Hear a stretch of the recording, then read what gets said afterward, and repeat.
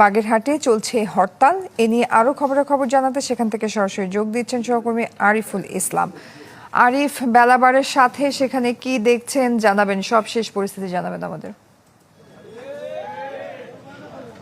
জয়, দাঁড়িয়ে আছি বাগেরহাট জেলা প্রশাসক অফিসের সামনে।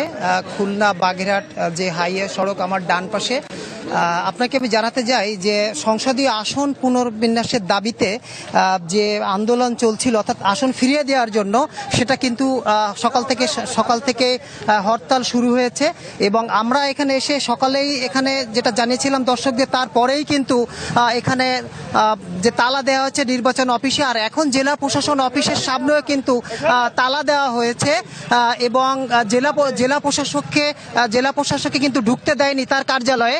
তো যদি একটু দেখাই যে এখানে যে তালা দেওয়া হয়েছে জেলা প্রশাসনের যে প্রধান ফটকে, সেই তালা দেওয়া হয়েছে। এবং এখানে নেতাকর্মীরা কিন্তু এখানে পিকেটিং করছে এবং আস্তে আস্তে কিন্তু তারা সমবেত হচ্ছে। এবং এখানে সকল প্রকার গাড়ি ঘোড়া যানবাহন কিন্তু বন্ধ রয়েছে। এখানে পুলিশ সুপার এসে ঢুকতে চেয়েছিল, তাকে কিন্তু আসলে ঢুকতে দেওয়া হয়নি, তিনি ফিরে গিয়েছেন।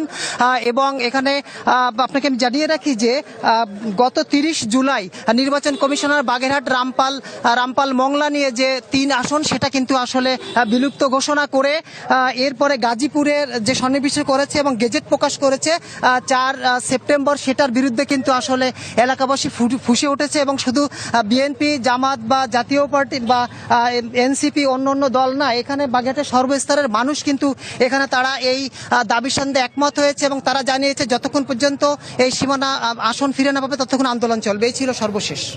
Furniture just smarter. JMG Furniture.